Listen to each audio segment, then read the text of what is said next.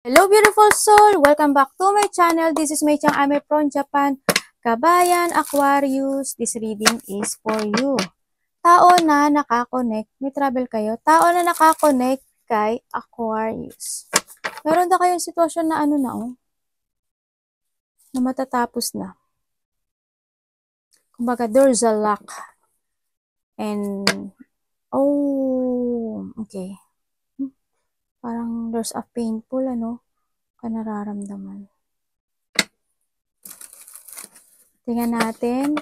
Maraming salamat muna sa aking mga subscriber, new subscriber, cross-watcher, at sa mga bagong pasok dyan, welcome na welcome kayo sa bahay ni Ate Amy.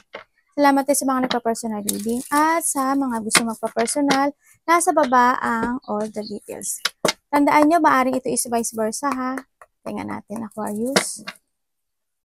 Aquarius. Taon nakakonect kay Aquarius. Anong nararamdaman mo kay Aquarius?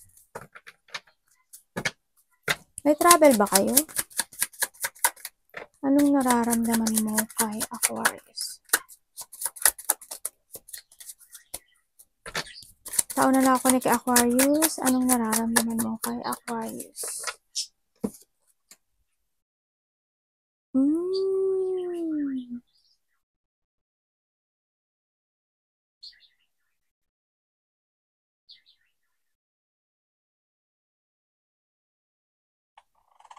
Parang tumalikod to sa'yo, Aquarius.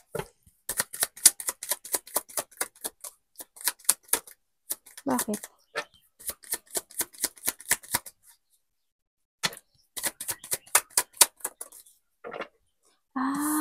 Okay.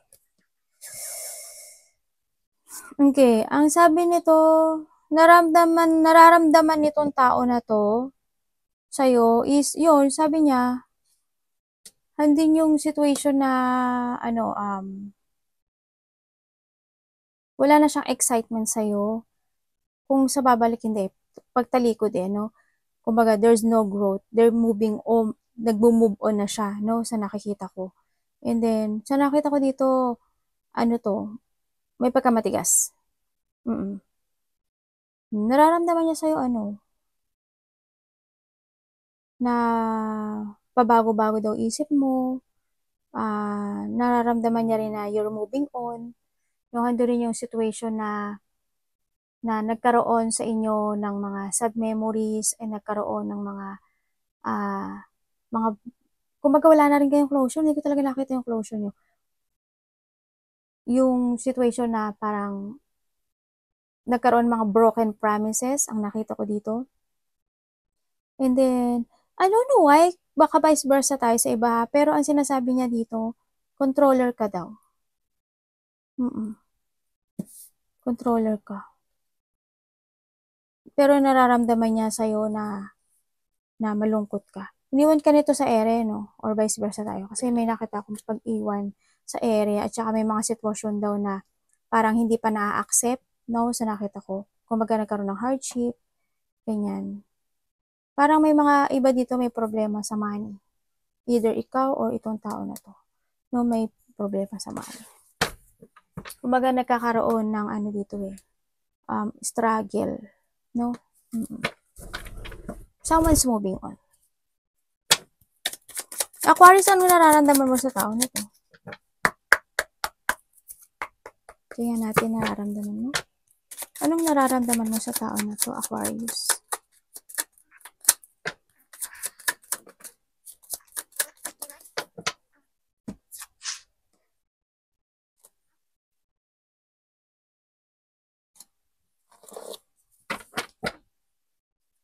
Bakit?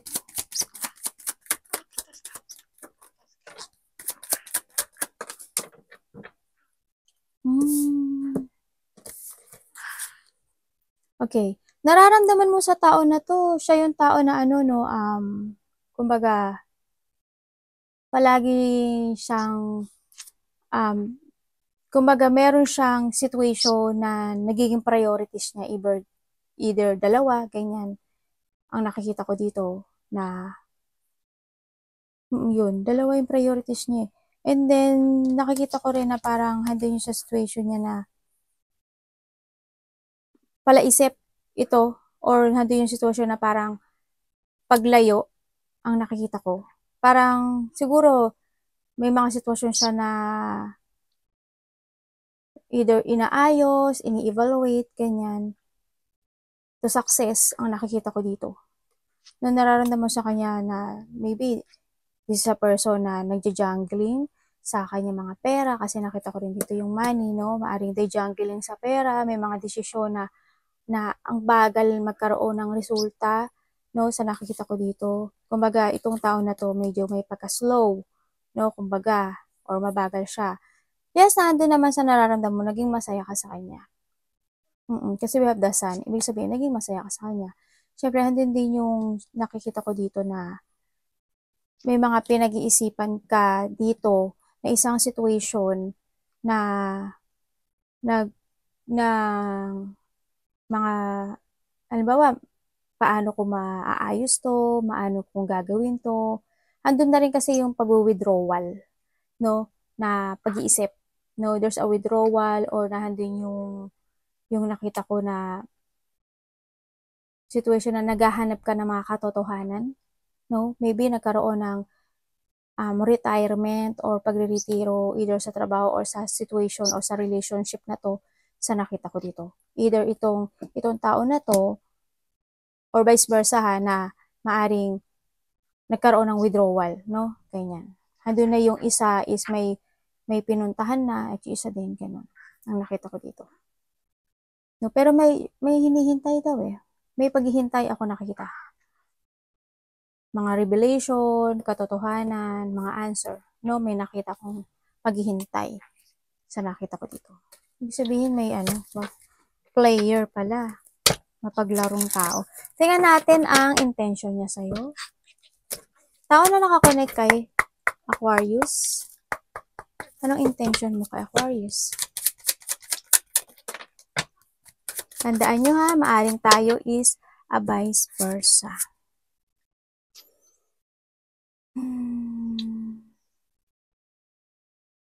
Bakit? Para saan?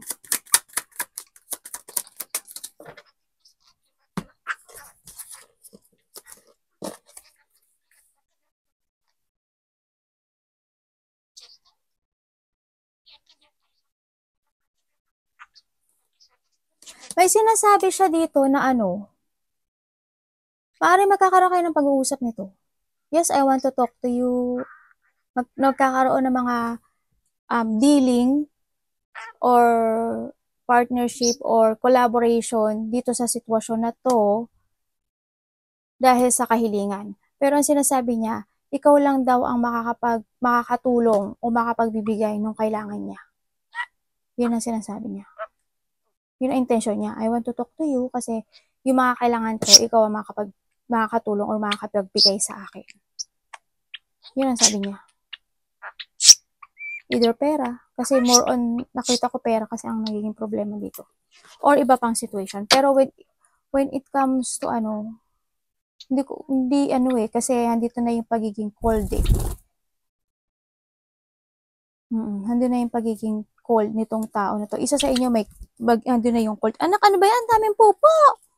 Diyos ko, para akong sa Sorry Nakita niyo ba yung mga pupo ng anak ko? Yun ang sabi niya.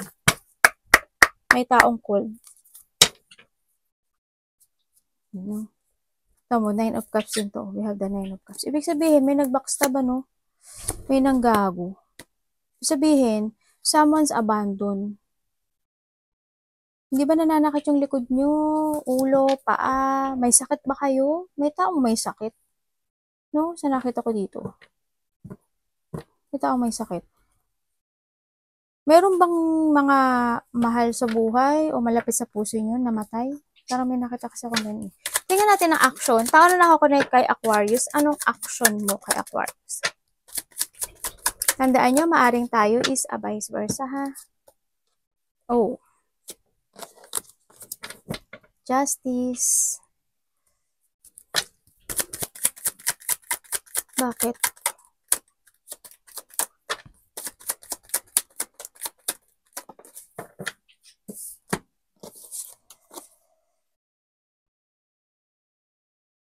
Okay. action niya sa'yo is, ano may hinihintay siya. Meron siyang isang sitwasyon na pinaninindigan niya, hinihintay niya yung sagot nito na maresolbahan na yung mga problema. Either kayo is kasal, tapos nagkakaroon ng divorce or annulment, ganyan. Or handun din yung situation na maring related ang money kasi we have money din. May mga kahilingan kasi. Action niya sa'yo ganun, ang nakikita ko dito. May gusto siyang panindigan, naghihintay siya ng sagot mo, no? Yan, may naghihintay ng sagot. Naghihintay siya ng sagot mo. Andun yung sitwasyon na pagkakasundo, no? May mga pagkakasundo daw na nagaganap dito. Sa nakita ko dito. Pero kung sasabihin mo na magkakaroon ng pagkakasundo sa pagkakabalikan, hindi. Kasi someone's put boundaries. No? Nahandun lang yung paninindigan na may gusto siya. Kasi we have the wish come true rin kanina. No? Tingnan natin ang blind spot ng koneksyong ito. Ano ang blind spot ng koneksyong ito? Maring ikaw ito o siya. Blind spot ng koneksyong ito.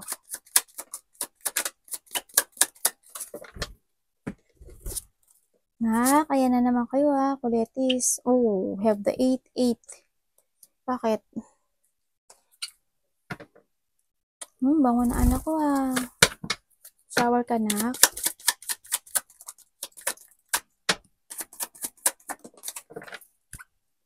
Amo na yun, Nechang. Amo na yun ako na.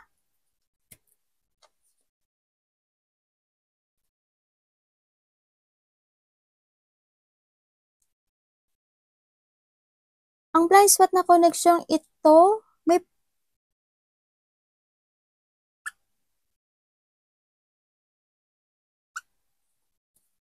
okay, nagkakaroon ng frustration. Nagkakaroon ng frustration sa mga kahilingan sa malapit sa puso. No? Sa nakita ko dito. Either napo-frustrate sa relationship, napo-frustrate sa pera, sa kahilingan. Yun ang nakikita ko. Tamo, we have the 10-10. Pareho pa siya, 10 of swords and 10 of swords. May mga gustong ma-achieve. No? Ang nakita ko dito, itong tao na to, nandito siya sa sitwasyon na they want a new beginning, gusto niyang may taong gusto makipag-usap kasi handun yung sa frustration ng related siguro ang money sa iba. Money, relationship, ganyan ang nakita ko.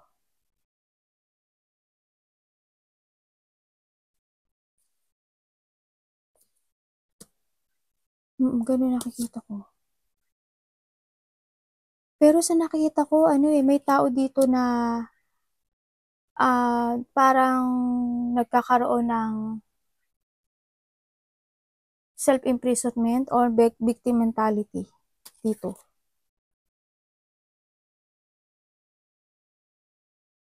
Paki-clear nga sa akin to. Tingnan natin ano sinasabi ni ano. Sa iba rin dito, may nakikita ko dito within 2 days. 2 days na nakaraan or 2 days a week. Ay, 2 days a week. Sorry 2 days or 2 weeks na nakaraan na or manggaganap pa lang Ang sinasabi dito, may pagkikita ng tao.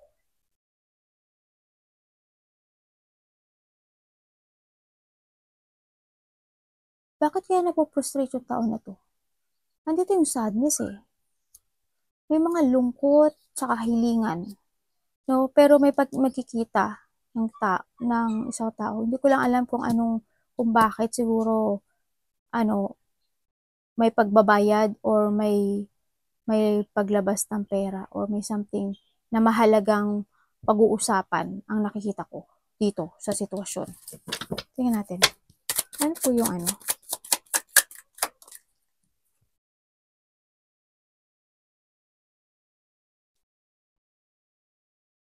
Bakit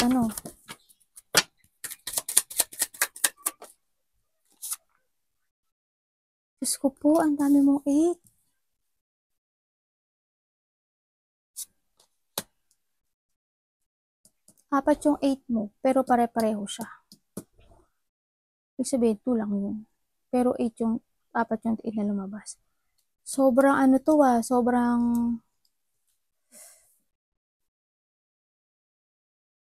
Yung isa dito,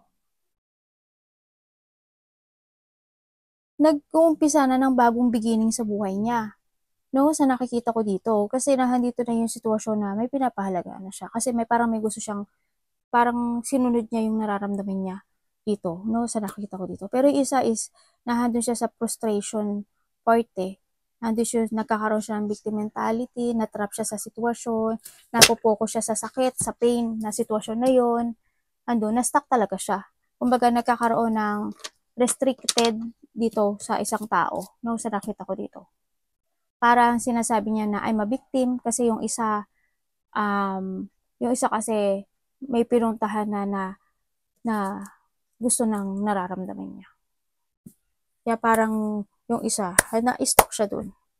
Ibig sabihin, nagkaroon ng separation, no, sa iba. Kasi we have the 3 of swords. Ibig sabihin, nagkaroon ng separation. Nagkakaroon ng, sa iba dito, nagkakaroon ng division. Andun na yung depression, hindi nagkakaintindihan, there's a conflict, ganyan. Bagahan din yung lungkot din, mga disappointment sa isang relationship, mga intense or just an emotional or pain or deep hurt man yan, no? Nagkaroon ng ganun, no? At saka, handun na rin yung, syempre, hopeless na rin yung isang tao na hindi na mabubuo, no? Sa mga situation. Yan nakita ko. Tingnan natin ang iyong energy, Aquarius. Energy ni Aquarius. Sa iba dito, may magaganap daw na masasaktan kayo ha. Ingat lang din. Baka dumaan kayo sa painful or mga disappointment o ano man yan, depression, no? May mga hindi rin mapagkakasunduan sa iba. Ingat-ingat din. Kumaga, there's a heartache, no? Na magaganap. Energy mo, Aquarius. Energy ni Aquarius. Uy. Thank you po.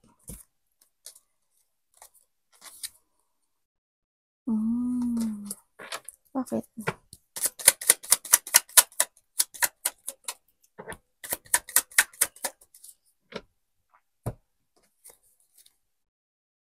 Parang may umano sa kamay ko. Okay.